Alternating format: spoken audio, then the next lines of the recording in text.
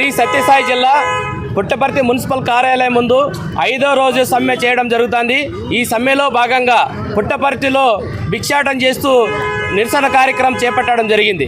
నిన్నటి రోజు సమ్మె శాంతియుతంగా చేస్తుంటే ఇక్కడ ఉన్నటువంటి అధికార పార్టీ నాయకులు మా పైన దౌర్జన్యం చేసి చెత్తను తరలించడానికి పోతే మా కడుపులు కొట్టద్దండి, చెత్తను తరలించద్దండి, రాష్ట్ర ప్రభుత్వం స్పందించి మాతో ప్రభుత్వ ఉద్యోగస్తులు గుర్తించాలి, సమాన పనికి సమాన వేతనం ఇవ్వాలి, చనిపోయిన కార్మికులకు అందరికీ ఉద్యోగం కల్పించాలి, ఇంజనీర్ సెక్షన్ వాళ్లకు రిస్క్ అలవెన్స్, హెల్త్ అలవెన్స్, సంక్షేమ పథకాలు ఇవ్వాలనేసి రాష్ట్ర ప్రభుత్వం అడుగుతున్న రాష్ట్ర ప్రభుత్వం చర్చల ద్వారా సామరస్యంగా ఈ సమస్యను పరిష్కారం చేయడం లేదు.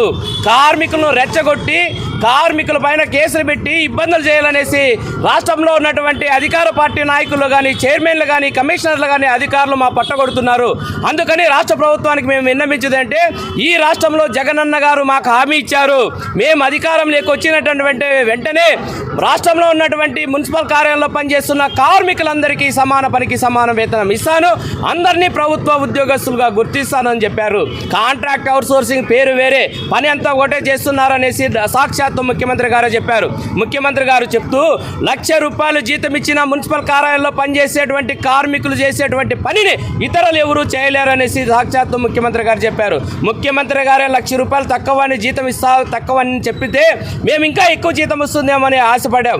4.5 సంవత్సరాల కాలంలో వినతి పత్రాలు ఇచ్చాం, నిరసన తెలియజేశాం. అయినా మా సమస్యల పరిష్కారం కాకపోతే విధి లేని పరిస్థితుల్లో ప్రజలందరికీ చెప్పి మేము ఈ సమ్మెలో పాల్గొంటున్నాం. ప్రజలు, మీడియా మిత్రులు, విలేకరులు, ప్రజలు అందరూ, మధ్యతరగతి కుటుంబాలు, ఉద్యోగస్తులందరూ మా సమ్మెకు, మా నిరవధిక సమ్మెకు మద్దతుగా తెలియజేస్తున్నారు. అందుకు మాకు మద్దతుగా తెలియజేసినటువంటి ప్రతి ఒక్కరికి ధన్యవాదాలు.